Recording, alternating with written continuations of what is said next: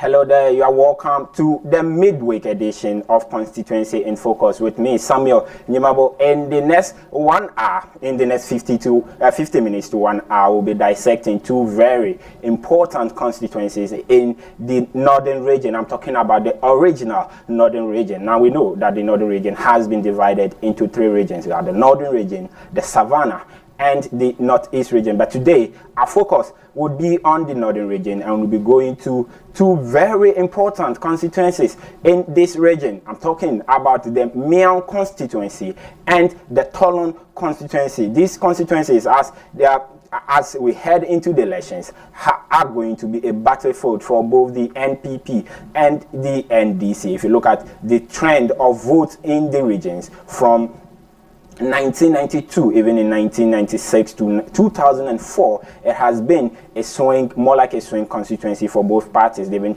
trying very hard to maintain their dominance in the constituency. So, and the northern region as a whole is going to be a very big battleground. Come December 7, we have just 3 days to the elections. So ABC News Ghana want to focus our attention on these 2 constituencies in the northern region and give you the analysis of what to expect. And let's just go straight into it today. We apologize for the late start of the show, so we don't have much time. So let's quickly get into what the Miang constituency is. Now, Miang, like I mentioned, is in the northern region of Ghana. It is bounded to the west by the Tamale Metropolis. It's bounded to the west by the Tamale Metropolis and Savligu Municipal Assembly, the Nangton District, and to the east it is bounded by the Yendi Municipal District. To the south it is bounded by the Nanumba North District and the East Gonja Municipal Assembly. To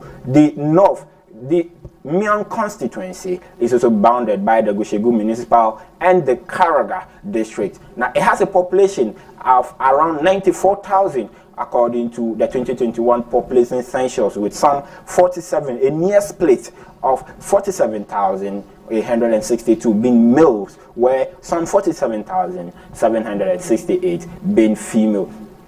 Now, this constituency was formed during the split of the Yendi constituency in the 2012, in the lead up to the 2012 elections. The district actually was divided into the Yendi district as we have it now the Yendi Municipal Assembly, and the Miang district, or the Miang constituency as we have it now. The remaining portion of the Yendi district became the Yendi Municipal Assembly, and then we have the Miang District Assembly, and then that is where the Miang constituency emanated. But the constituency has been there for long. The district was just formed in 2012, in the lead up to the 2012 elections. And if you look at the trend in Miang, now it has favored mostly the NDC. However, it remains a battleground in every election.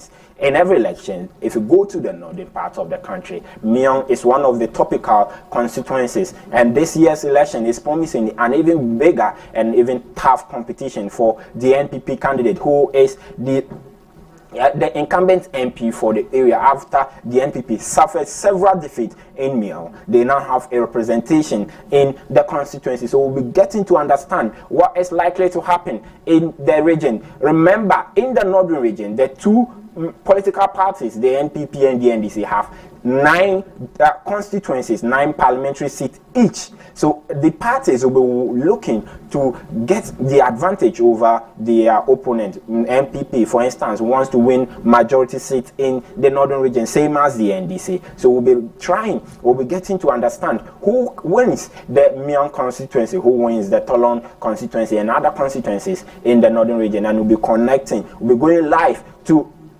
the constituency very soon to get to understand what is happening, how the constituency is shaking up ahead of the elections. But before that, like we do, let's just give you a bit of the trend and the analysis of how the vote has been like in the Miang constituency. Let's give you the analysis, the trend in the vote within the Miang constituency.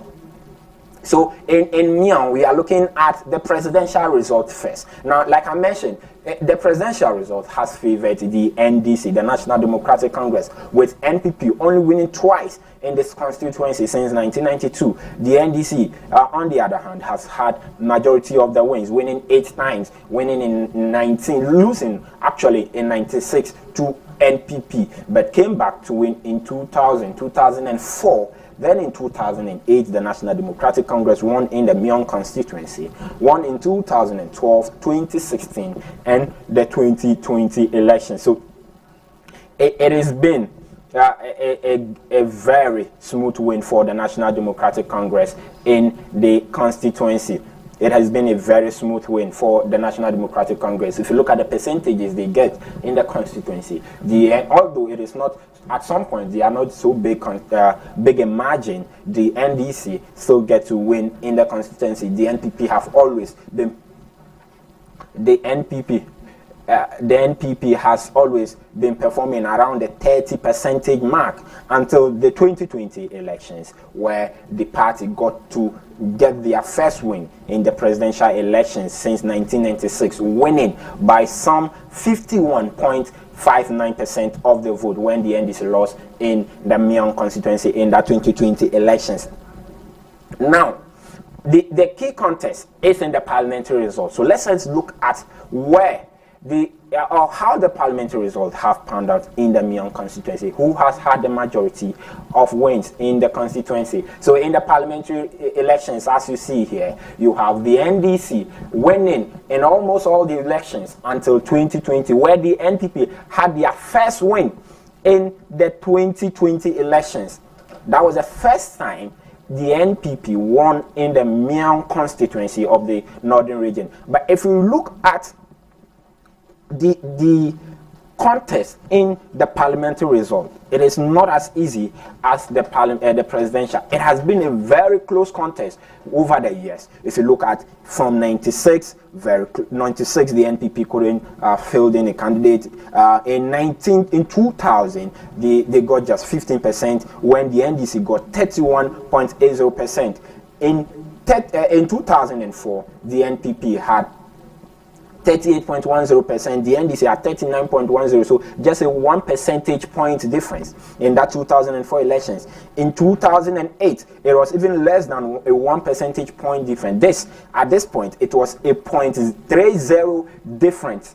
At this point, it was a 0.30 difference between the NPP and the NDC in that 2008 elections. Now in 2012, in the parliamentary elections as well, very minimal difference between the NPP and the NDC. You see the NPP winning, the NDC winning by 39.50%, when the NPP had just 37.40% of the votes. Another very slim win for the National Democratic Congress. And you realize that in that period from 2004 to 2012, there were independent candidates who took the vote from both parties. So none of the candidates in both the NPP and the NDC could have a big win because of the independent candidates in this constituency. So that is another trend in Mion.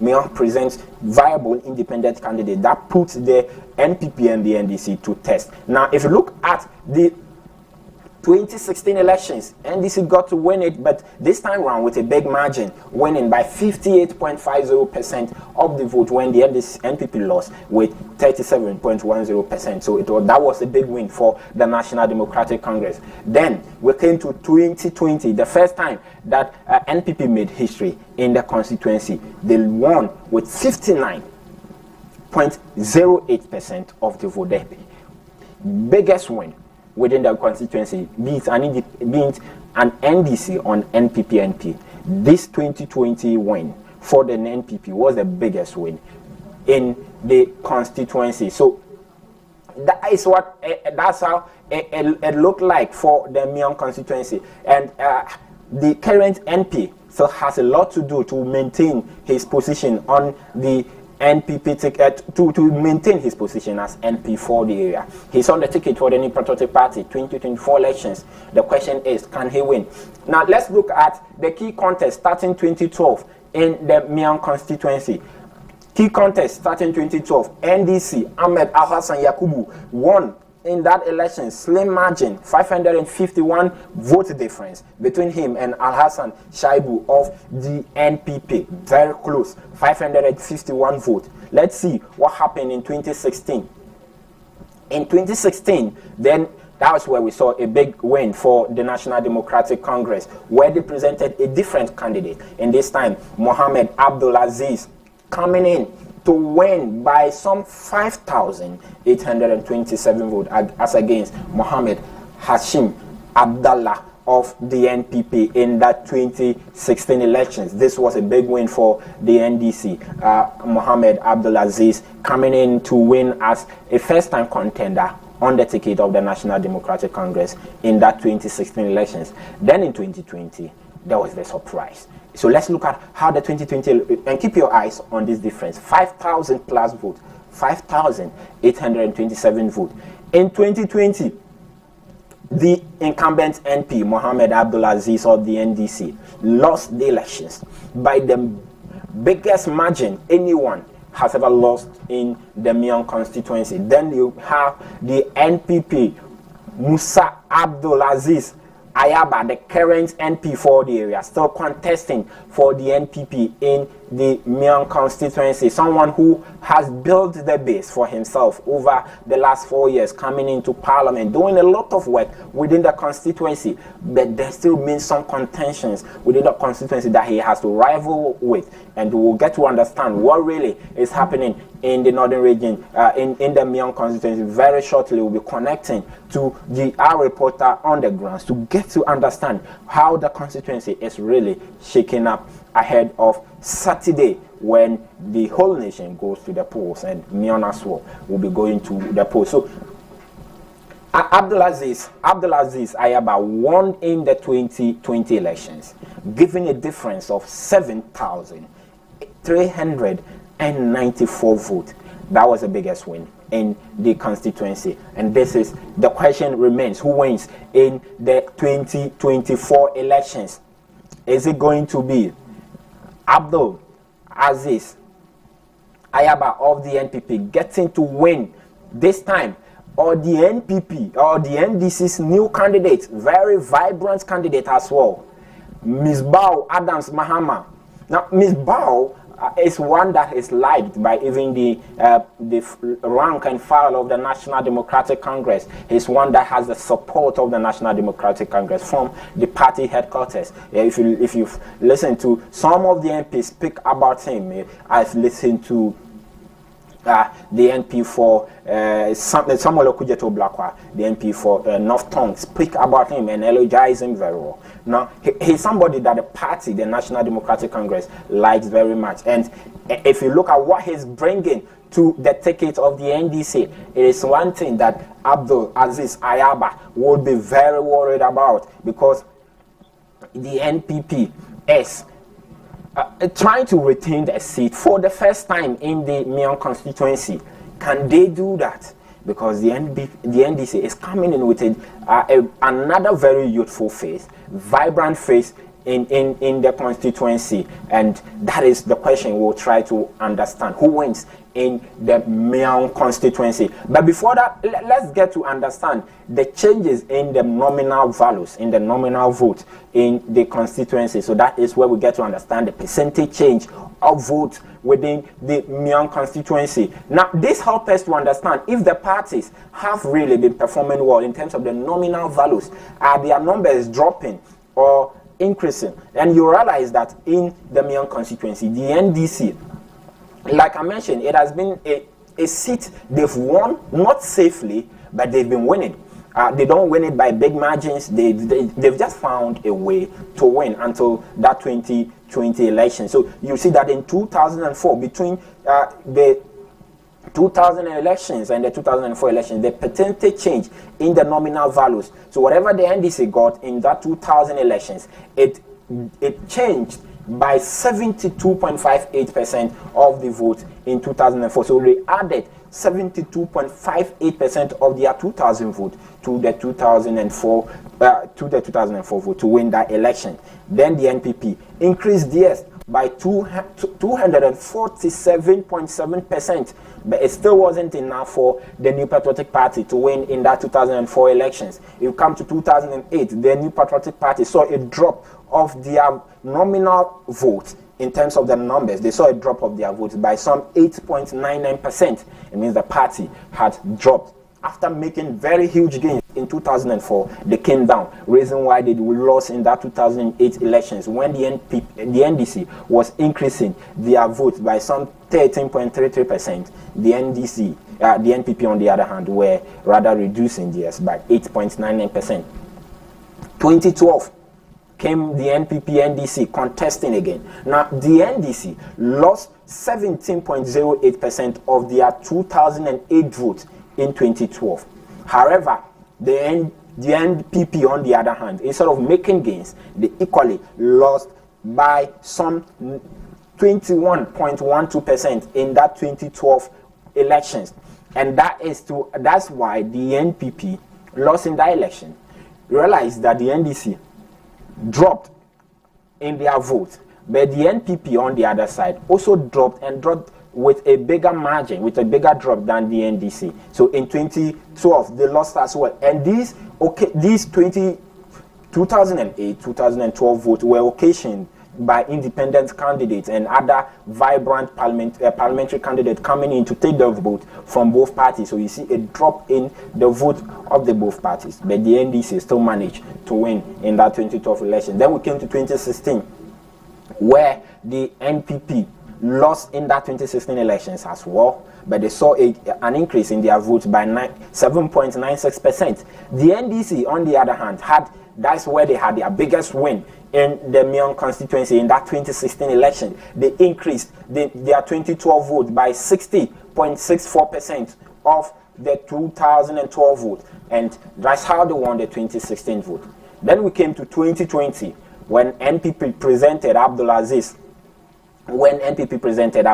Ayaba. The NPP went ahead to win the 2020 elections for the first time, winning when they increased their votes by 112%, 112.8% actually, to win that 2020 elections, when the NDC dropped their votes by 11.25%. So you understand why the NDC has had the luxury to win in almost all the years in the Mion constituency. Even when they saw a drop in their nominal values, the NPP were, on the other hand, were also dropping, and they were dropping by a bigger margin.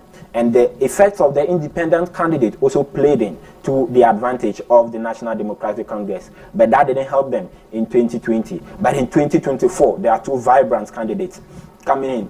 Musbao Adams Mahama of the NDC coming to face an incumbent NP for the area, Abdul Aziz Ayaba. And that is the question we want to understand. Can he retain the seat for the first time for the NPP? He has been the first person to win for the NPP in the area. Can he get to retain the seat? That is the question we'll try to answer. And we have our reporter on the grounds, Noah Nash, joins us from the northern region. Noah, you are welcome to the show. Thank you very much. Right. Noah, we've had conversations about Mion and how the contest in Mion is likely to play out, especially when you have two vibrant individuals contesting this year, and you have an NDC candidate coming in with the support of the party, the rank and file of the party. But you have an independent candidate who had the biggest win in the constituency in 2020. Tell us, what is the situation in Mion, and how are both parties shaping up ahead of Saturday's ballot? Look, you see, Mion is a very interesting area if you want to put it in a better perspective. And the win for the NPP at that time was as a result of negligence by the NDC. One will say that was a period in which the NDC should have even amassed their own vote, but internal divisions actually played a very key role in Mion. Now, one will ask, what are the internal divisions? You have another Aziz, who is almost like a cousin to the NPP candidate, and also contesting under the NDC. And then he had a misunderstanding based on the number of votes he acquired during the primaries of the NDC. There was an independent candidate who also went behind the scenes and did what he was supposed to do. So in the process, there was a governing practice of getting the people to shift their vote to the candidate of the NPP. Number two, the other key role that plays a very important aspect within the internal activity of the Mion scene is the fact that the Kukumbas play a very key role in this war. The Kunkumba community had to help Aziz to win this election. Because when you had the likes of Dominic Nitiwo joining in the campaign at that time, actually asking his people, his brethren, to also help the NPP, it really went the margin. One would say, how did he do that? There were silent meetings that were going on. The NDC currently is also going to win that seat because the NDC has finally adopted a unified voice, and the process now, they are also pleading with the Kongoba community to restore back the glory that they lost before. So if you look at it critically, the Mio seat itself is largely dominated by the Konkoba fraternity. So anybody who is able to penetrate the Konkoba community with another candidate or a friend of the Konkoba brethren, you are likely to get a seat back. This time round, the regional chairman of the NDC is a Konkoba person. And he's doing the magic for them. Seriously, I'll tell you what is happening. And I'm not so excited about it. I'm not happy about it. The reason being that there are promises being made to the Konkoba community, which is not working very well. I find it more of a security threat in a different vein. Nobody will appreciate what I'm going to say, but I'm going to say it because, one, you are promising the Konkoba community within the Mio and then the Yendi community something like autonomy or giving them a district. We already have the Saboba district, largely dominated by the Konkoba fraternity. Go to Bimbila, you find a lot of Konkoba there. Yeah. So you ask yourself, what is this whole thing of Konkoba trying to actually push for that whole thing of seclusion from a larger community they belong to for a very long time? Another thing that is quite sickening is you have the regional chairman of the NDC agreeing to this conversation. And so it's really making it like it's a promise that they have to keep. Then they also reiterated that concern. John Mama came, he reiterated the same concern. But it's been very interesting. I kind of agree with the Kukumbe sometimes. They have been in darkness. In most of these communities that are in Mio have been in darkness for a very long time. So Yaba actually got about 10 to 15 communities to get light.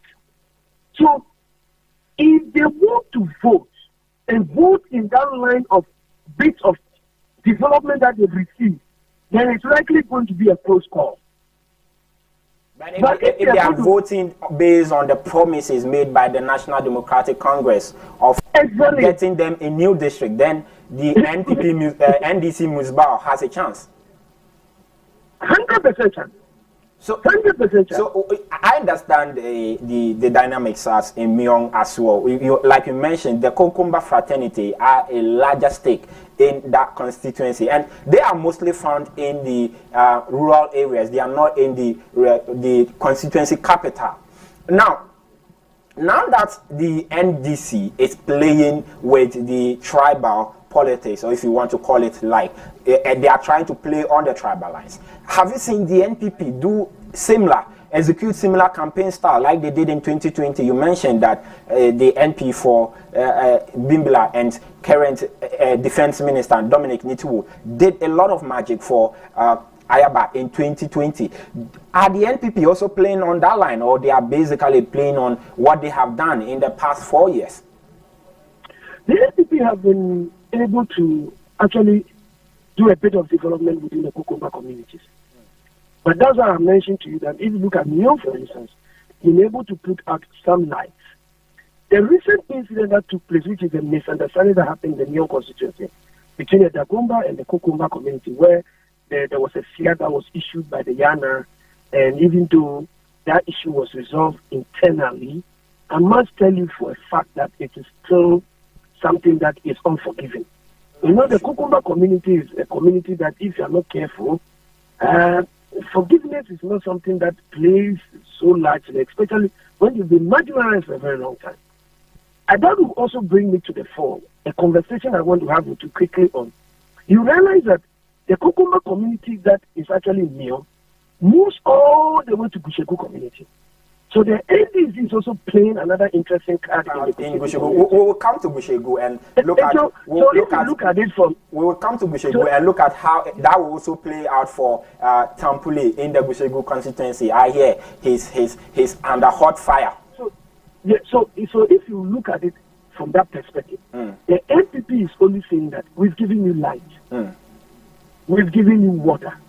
Because those are communities that are deprived of water and light. For a long time. For a very long time. So vote for us. I'm believing that should work out the magic. But if you look at the campaign strategy that has been adopted by Yaba, it is not really trickling down the way it should. Because you see, Yaba is supposed to do what we call community engagement deeper. He started it, and at a point in time, I don't know how his campaign strategy went off. But for me, if he still wins, Yaba still wins, it means it will be a very close one. Because what is being done by the Big Five group of the NDC is that they've tried to increase one T-shirt availability in most of these communities. Can you imagine a T-shirt? Somebody not getting NDC T-shirt to wear has actually caused NDC to lose a vote. So one will ask yourself that, is it so petty that T-shirt and financial activities can triple or trick or get people off the line? But you see, the most interesting part of it also is that I am hoping that if the government is able to finish, there are two other communities that are very strong Kukumba communities. They are supposed to be connected to the national grid by now. So if they are able to connect it, and let's say we get Dominic to play an advocacy, which is like 10% advocacy, just like the NDC chairman is also playing his own advocacy, which is getting them about 20% vote, and you are likely to have a close contest. But we just have 3 days to the elections. Can anything change for the NPP in the constituency? Like you mentioned, can Dominic and his fraternity come and also play in those games and make a change for the NPP?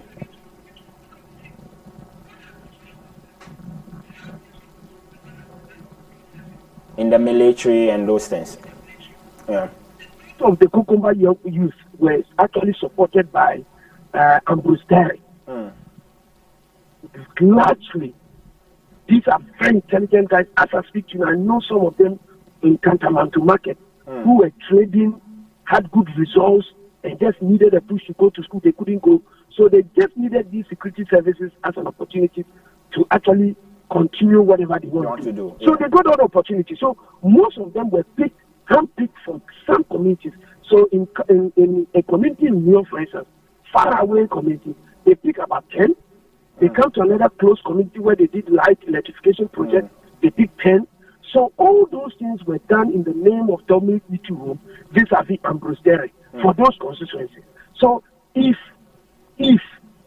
those youth can speak to their people, then the NPP has a chance. Then the NPP has a chance.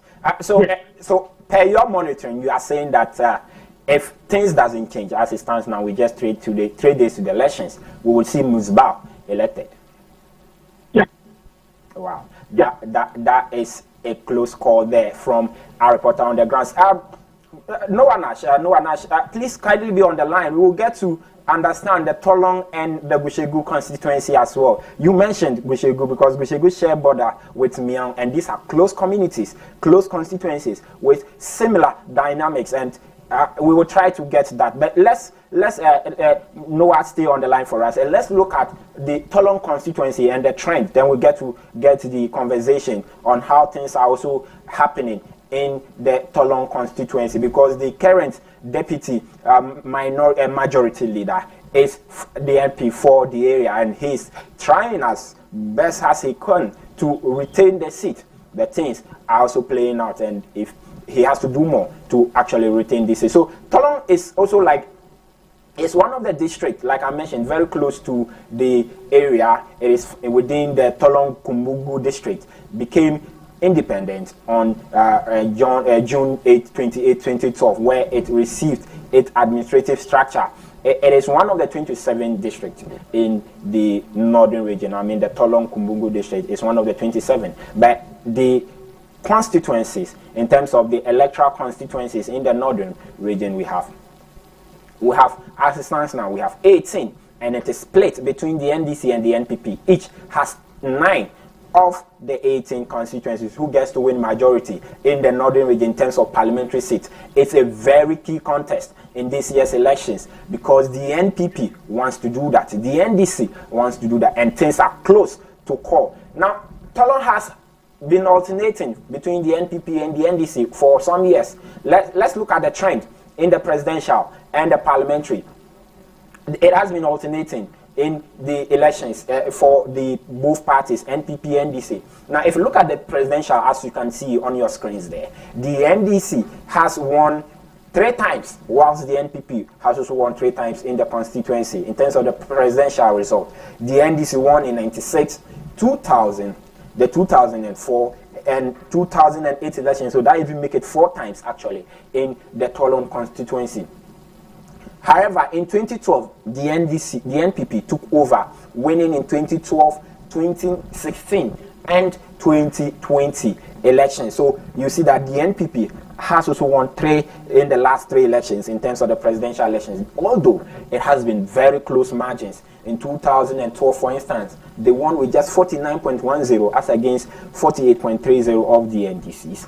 Won in 2016, 49.90 as against 49.10 of the NDC. Then in 2020, they won by 51.24 as against 48.76 of the NDC. So it has been a very close contest in the Tolon constituency. Let's look at the parliamentary trend, because that's where our focus is. Both parties want to win majority in the northern region. They don't want the split again, the 9-9. No, they want majority. Who gets to win majority? Because these constituencies will weigh in.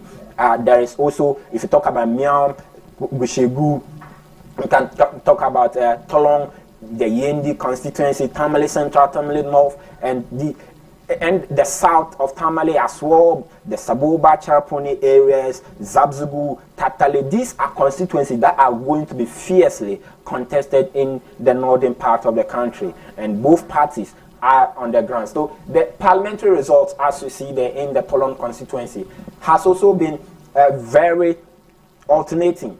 3 wins for the NDC in 96, 2000, 2004, and actually in 2008. So 4 wins for the NDC from 96 to 2008. Then in the last 3 elections, it has also been 3 wins for the NPP. So it has been like, you've won 4 times, go and rest. I'll also win 3 times. Do the NPP gets to win the 4th time and equal it, making it 4-4, or the NDC takes the seat away from them? As it stands now, the current NP is the deputy minority leader, Habib Idrisu, and he has a lot of work to do to retain the Tolon seat. So let's quickly look at the margin. You would see that from 2012 to 2020, the NPP has won, but it has been very close until that 2020 elections, where they had 58.37% of the vote, the second highest in terms of percentage points in the constituency. The second highest was in that 2020 elections in the constituency, won by Habib Idrisu of the NPP, and he is actively involved in national and local governance. He's been in parliament, leading the charge for the New Patriotic Party, especially during the controversy over who is majority and minority. You saw Habib Idrisu playing in the role very well, supporting his boss, the majority chief whip, playing in to support the majority chief whip and MP for Nsawama Dojiri, Frank Anodompe there, and he's a respected member of the party as it stands now, because he's the deputy whip. He whips the party in parliament along, and he has the backing of the party. But the question is, does he get to win the 2024 elections? We'll try and understand that. So let's quickly get to who the key contests. Let's just brush through the key contests over the years and look at the vote difference. You look at 2012, the vote difference was just 2,414 votes between Wahab Suhini Wumbi of the NDC and Abdul Razak Umar of the NPP. The NDC won in that 2012 elections with a vote difference of 2,414 votes. The NPP came 2016. Let's look at the 2016 elections. Let's look at the 2016 elections to see. You would see that the parties have alternated the vote. But let's try and get to understand what really is happening in the Tolon constituency. Who is likely to get the vote in the Tolon constituency? And let's get back on the line and have a conversation with Noah Nash. Noah, if you are still there. Yes, I'm here. Right, Noah. One other constituency very tough, going to be very keenly contested in this year's election is that Tolon seat. Does Habib Idris get to retain the seat? Per what you've monitored?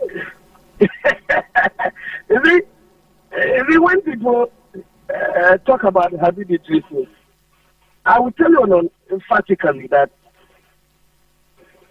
the candidate presented by the NDC is a very excellent candidate. He's an agric engineer. The last time he contested Habib, he lost. But very quite close. One will ask, what really worked the magic for Habib? Habib actually contested against ABA Fisheni in Sanargu and lost to ABA Fisheni. And now went back to their hometown and now contested.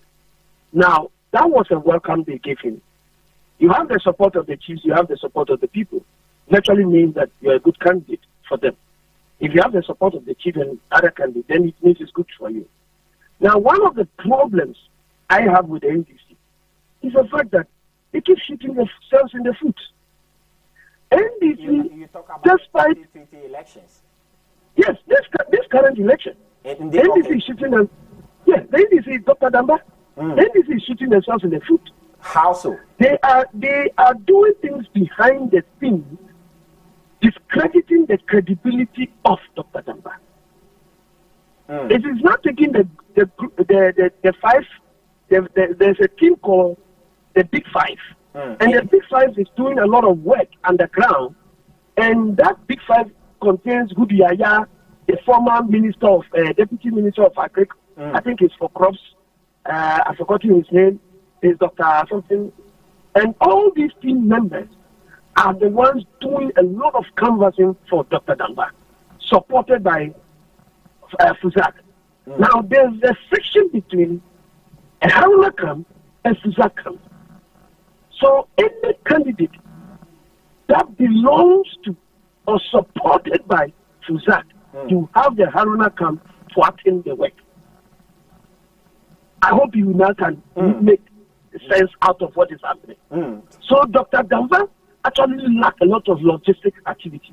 Wow. It's also the last minute that he got some support from Fuzak, who is also a rival to the Harness. So there is a lot of ritual going on. Now the question you should ask yourself is that, is Habib a winning candidate? Yes, 100%. So Habib, if you ask me now, can Habib win the seat? I'll tell you, 75%. Right. And now let's look at Habib, the work he's done in the Tolon constituency. In Parliament, he's in a vocal face for the NPP in Parliament. But in the constituency, do the constituents in Tolon appreciate the work he has done over the 4 years? I mean, he came from Sanargu contesting, ABA Fuseni couldn't win, and then came to Tolon to contest. They've given him the opportunity the last 4 years. Are the constituents excited, happy about the work he's put in there? I would not say 100% they are happy, excited about him, because most of the things that people expected Habib to do, he did some partially. Let me put them one by one. There's a bigger market in the Tolon constituency. Those market infrastructure, you have the DC very close to Habib. One will expect that if you, Habib, you have lobbied for somebody of your like, somebody who likes you or somebody who belongs to your camp, now being the DC of the place, one will expect that the lobby would have assisted you to actually have infrastructure development to move on, especially like the market and roads. So people have problems with Habib based on those things. Dr. Damba is only capitalizing on the fact that he wants to look at SMEs. So what Dr. Damba is doing is to look at farmers, women farmers. So if you look at it strongly, Dr. Damba is also looking at how do I protect myself among women voters? Because the women are the largest within the constituency. So what he has done is that women who are farmers, he's supporting them with input, implements, to make their livelihood better. So one would have expected that when Mr. Habib actually supported the Tolon Hospital that was built by the Mohammed administration, and they were actually going to open it up for use, there was no seed capital. Fantastic. Habib came in timely, lobbied for ADB to provide some seed capital of 50,000. So Habib was a glorious person in the constituency. 2, Habib made a mistake. One of the biggest mistakes he made was that he made a grading to be done on the little road they have in the township when entering into the Tolong constituency, into the township. He made them grade it off. For more than 2 years, he didn't have solution to it. So the place is dusty. Quite a bit dusty. When they even try fixing it, as I speak to you now, it's not good enough. When you're going all the way to Tale, Kasuyili, and all those enclaves, where the votes are quite huge, if you take out Nampala, then the question you ask yourself is that, what are kind of development you see there? Those areas have not been touched. The roads are quite terrible, but the concern of the people is that develop the market for us. This is where we make our living. Habib have not been able to do so. You know, there was an allegation against him that he needed to provide a pickup for the Tolong hospital, which he never did. And so the Tolong hospital, I remember I did that story, when he converted the ambulance, they converted the ambulance to be used as a logistic van for the hospital. Wow. And people said no. But Habib has been able to go around that and solve that conversation of hatred that came from that conversation. So for me, if you look at the other far communities close to Yagaba area where they are close to the overseas, Habib's presence is very strong because there are, yes, exactly. He has given shades to people, he has given money to women, he has supported them in one way or the other, skills training and others. But these are last minute things that he did in the last 1 year. So for me, he's still a winning candidate. I must admit, he's still a winning candidate. If the NDC rights their wrongs, if the NDC rights their wrongs against Dr. Damba, then Habib will be in trouble. Okay, let's understand Dr. Damba. He's the first timer on the ticket of the NDC in this constituency. Coming in. No, it is the second time. Second time, you're right. Coming in into this contest with Habib Idrisu. Habib, like you mentioned, some parts of the constituency appreciates the work he's done, especially those close to the Kobori side. Other parts believe that he still not lived up to expectation. The message that Dr. Damba is selling, do you believe it has also sunk with the constituents? Is it selling a vibe, especially the message of entrepreneurship, supporting SMEs and all of that? Has it sunk with the people? 100% it has gone down well, especially with women who are the largest population within the Tolong constituency, who actually are leveraging on agriculture and trade. So when you talk about what Dr. Damba is doing, he's actually looking at how do I support women farmers? So he is speaking it from the academic area where he's using his expertise from his background as an engineer, agric engineer, and getting to know what the conversation will be like for women farmers. So he's actually preaching those messages. So he's actually supporting women farmers. The last time there were issues with fertilizer-related problems, Dr. Damba was able to get some few people to get manure, how do we call it? We call it organic fertilizer to be given out to some of these farmers. So with him, when it comes to the message he's preaching, it's been excellent. He's been going down very well with the women, especially women, because his focus has always been with the women, because the men seem to be interested in the monetary part. He doesn't have enough money to spend on men. But the little he has to give to the women appreciate it and they understand the message he's preaching. So you realize that largely his implement that he has given to women to use in agricultural fields have been widely accepted. So that conversation and then the seedlings he gave to farmers to use in planting in the last farming season, that should tell you that he's actually doing something. But what Habib has been able to do to counter the support he has done in terms of seedling and fertilizer is that he also got the deputy agric minister, who happens to be Tufero, to support him with some few fertilizers. And the reason also was that at the time that those farmers were supposed to receive fertilizer, They never received them. The fertilizers were in the warehouse. Hello, Noah. Yes. So let's cut the conversation so because of our time. So if you are putting it to a test, you would say that as it stands now, Habib is a winning candidate until the NDC are able to resolve their issues. 100%. Right. That's the answer I can give to you. Habib can win it. He can win it. He has close over 75% population that are quite keen about him to give him the second chance to be in parliament. That one is 100%. Yeah. Let's look at the other constituency that we shelved for a while. Just a few minutes to time. Let's just wrap up on Gushegu. What is happening? Tampuli is coming in. One thing let me say something about Tampuli for you to understand and appreciate where Gushegu is having a problem. Tampuli came onto the scene with some few promises. When you look at roads, the township roads in Gushegu, as to today, as we speak to you, as I'm speaking to you, the last time I visited that community, Patinga, which is another strong area where you expect the Kukumba communities are running around all those enclaves. One would have expected that Tampuli would have done a lot of good. The 2020 election, the NDC actually mobilized the contractor to go back to site, even though it was the NPP government that was in power.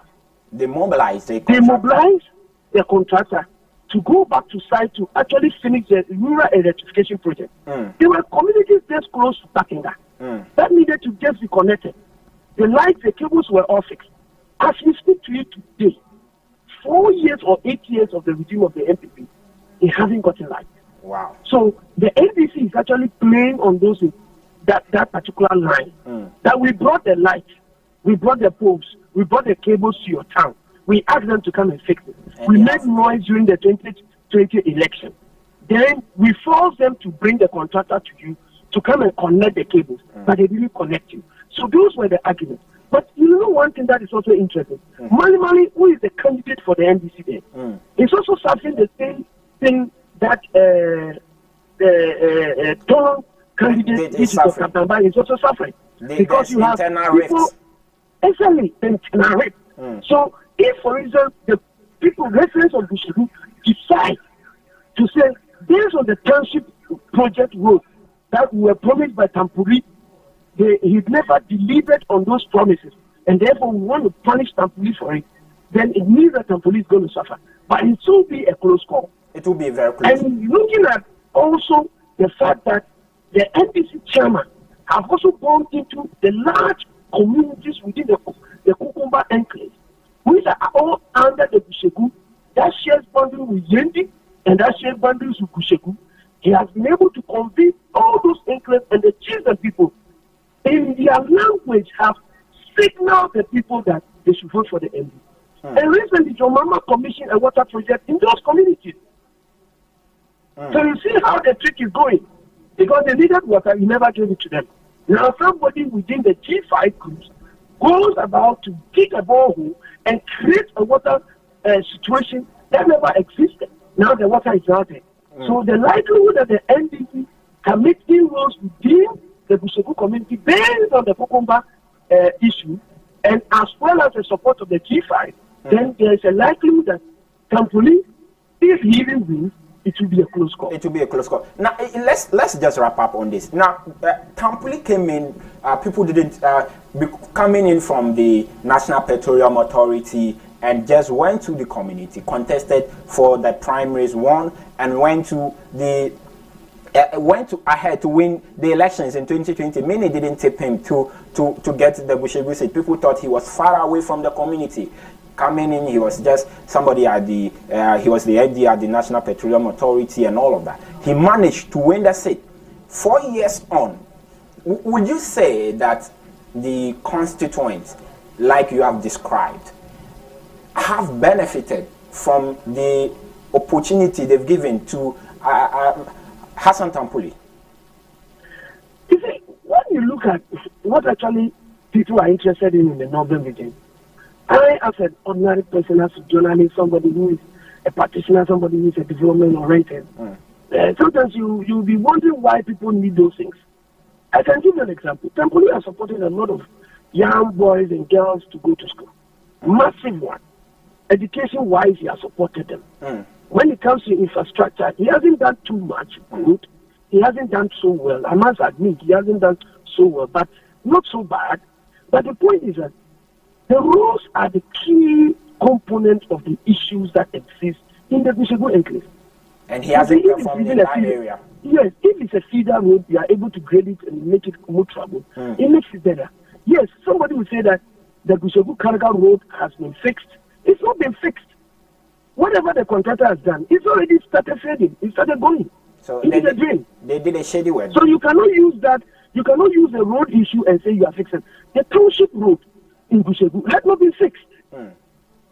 So if you look at it from the angle that what a member of parliament should do, I think Tampoli has done his best. He has done his best. So if you are putting it to a test, would you say that Hassan Tampoli gets to retain? I doubt. If he wins, it will be a. If he wins this, it will be a surprise for you. If he wins, it will be a surprise for you. Right? It will be a surprise, right? Because you see, Mali is a candidate. I know there's a section between Harness Camp and Fusha Camp that is playing very strongly underground. There has been allegations against Haruna Idrisu regarding his relationship with Tampoli and the finance minister, blah, blah, blah. If those allegations play, then it means that there will be problem. Right. Noah, because of our time, we would have loved to continue this extensive conversation to get to really understand the Northern region, but we have to end it here. Noah Nash is our Northern regional correspondent, giving us update as what is happening in the Miang constituency, the Tolong constituency, and just the last one is the Gusegu constituency. And like I mentioned, the 18th seat in the Northern region will be keenly contested from Tolong, Miang, Gusegu, Zabzugu, Tatale, Chapone, all these areas. You can talk about Yendi seats. These seats are going to be vigorously contested because none of the two parties wants to get a split again. They want a majority in the Northern region, and it is why we've brought you the extensive coverage of the northern part of the country. And stay with ABC News Ghana, because on December 7th, just 3 days away, we'll be bringing you all the results as they pan south in the Northern region. As Noah Nash mentions, 2 of the seats for the NP